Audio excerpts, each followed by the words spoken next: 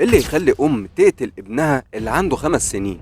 انا ذات نفسي مش مصدقه لحد دلوقتي ان انا عملت كده في ابني. مش مصدقه لحد دلوقتي ان انا عملت كده في ابني. في يوم 9/8/2024 وصلت إسراء للمستشفى العام بالسنبلاوين، وكانت شايلة على إيديها الطفل مصطفى. فضلت تصوت وتستنجد بالدكاترة علشان يلحقوا ابنها، وبالفعل خدوا منها الطفل، ومن أول معاينة ليه اكتشفوا إن هو واصل المستشفى وهو ميت تماما. سألوا إسراء عن اللي حصل وقالت لهم إنها كانت قاعدة واتفاجئت بمصطفى وهو بيقع قدامها، ولكن الدكاترة كانوا شايفين إن في آثار كدمات على رقبة مصطفى من الخلف ومن الأمام. وسألوها تاني إيه اللي حصل، وقالت برضو نفس الكلام، إن مصطفى وقع ومفيش أي حاجة حصلت له غير كده. طبعا بلغوا اسم شرطة السنبلاوين، ورجال الأمن لما وصلوا سألوا هم كمان إسراء عن اللي حصل لما شافوا جثة الطفل، وإسراء قالت لهم نفس الكلام اللي هي بتقوله. نقلوا الطفل على الطب الشرعي علشان يحددوا سبب الوفاة والوقت اللي مات فيه، وتقرير الطب الشرعي أثبت إن الطفل مات بسبب الخنق، مش زي ما إسراء كانت بتقول. الشرطة بدأت إن هي تحقق مع الناس القريبين جدا من إسراء اللي كان من ضمنهم أهلها، ولما وصلوا عند أخت إسراء اللي بينت لنا بعض من الحقيقة. أخت إسراء قالت إن إسراء هي اللي قتلت ابنها، وإنها متأكدة من الكلام ده لأنها في اليوم ده سمعت إسراء وهي عمالة تعيط في أوضتها. راحت على أوضة إسراء ولقت إسراء قاعدة في الأرض وعمالة بتعيط، والطفل مصطفى كان نايم على السرير، وإسراء عمالة تصرخ وتقول أنا مش عارفة إزاي عملت كده، أنا مش عارفة إزاي قتلته. طب قتلته ليه؟ وجوز إسراء فين؟ وإيه اللي خلاها تعمل كده من الأساس؟ وإيه اللي تم معاها في المحاكمة؟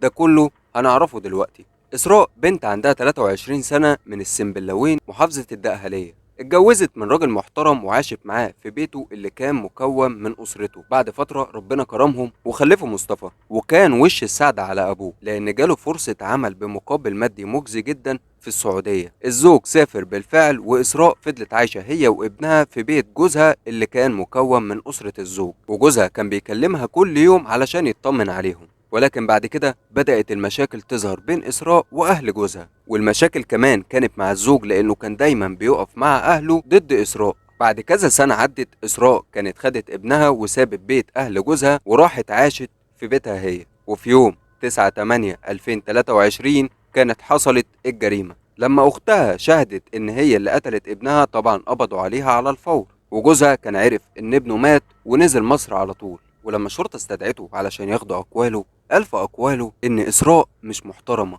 وقتلت ابنها لأنها كانت بتعمل علاقات محرمة مع كذا حد، وده الكلام اللي الزوج قاله. طبعا لحد هنا كان خلاص التهمة ثبتت على إسراء ومش هتعرف تكذب تاني، لحد ما قررت إنها تعترف بكل حاجة. وقالت في اعترافاتها إنها كانت عايشة في بيت أهل جوزها وكانت ساكتة وراضية عن اللي بيحصل، والمشاكل كلها بدأت تظهر لما أهل جوزها كانوا بيقولوا عليها كلام وحش، إنها مرافقة رجالة وبتعمل علاقات محرمة والكلام ده. وجوزها اللي كان مسافر السعودية كان شايف إن أهله معاهم حق، وكان دايما بيقف في صف أهله وشاكك إن إسراء خاينة. وخليني أقولك إن ده كان مجرد شك، يعني هو ما كانش متأكد من كلامه. ابنك ما كنتش عارفه.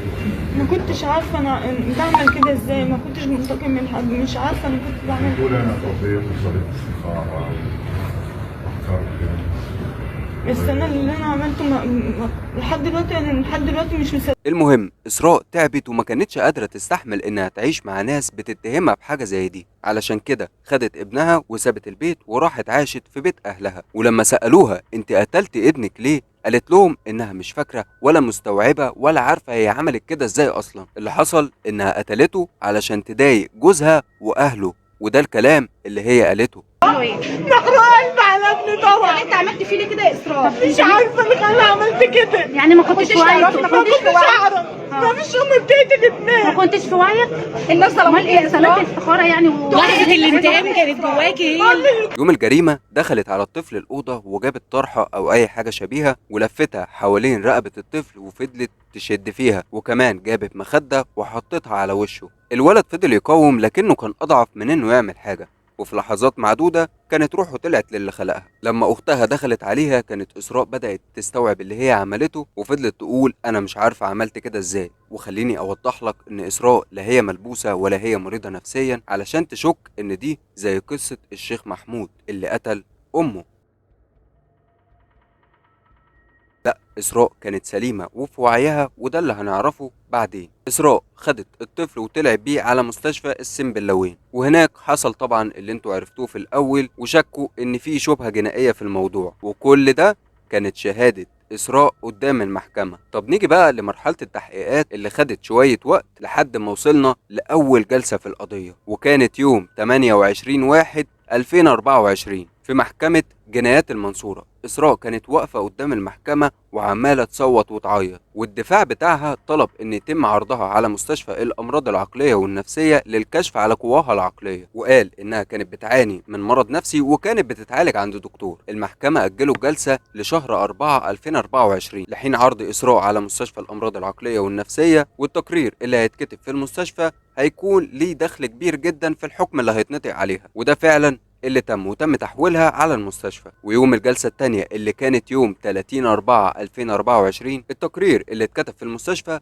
كان صادم جدا لإسراء، لأن التقرير قال إن إسراء لا تعاني من أي مشاكل نفسية وكانت في وعيها جدا لما ارتكبت الجريمة. وفي نهاية الجلسة المحكمة حكمت على إسراء بإحالة أوراقها إلى فضيلة المفتي، وتم تحديد جلسة يوم 28/5/2024 للنطق بالحكم النهائي. ولما وصلنا للجلسة المفتي قال إن إسراء تستحق الإعدام، وهو ده الحكم اللي اتحكم عليها في نهاية الجلسة. بس على فكرة ده ما كانش الحكم النهائي لإسراء، لأن بعد فترة إسراء عملت استئناف للقضية، وفي يوم 9/12/2024 تم قبول طلب الاستئناف اللي عملته إسراء لسماع أقوال إسراء على الحكم بتاعها. وفي الحكم ده إسراء فضلت تعيط وتصوت، وكالمعتاد فضلت تقول أنا مش عارفة أنا عملت كده إزاي. ابنك وجوزك ما كنتش عارفه اهله ما كنتش عارفه انا بعمل كده ازاي، ما كنتش منتقم من حد، مش عارفه انا كنت بعمل بتقول انا قضيت وصلت استخاره وفكرت كده.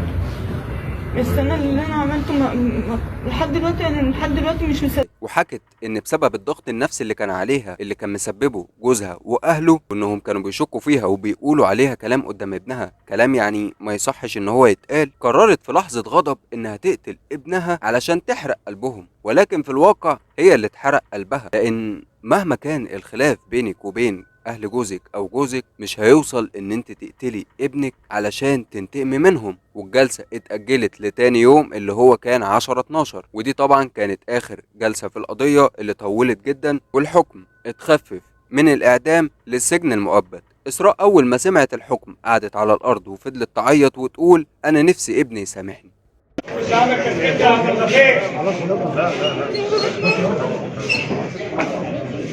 ده كان بالنسبه لك حلم يا إسراء؟ الحمد لله يا رب ان انا خدت كده، بحمد ربنا على ان انا شفته، وبحمد ربنا على ان انا خدت.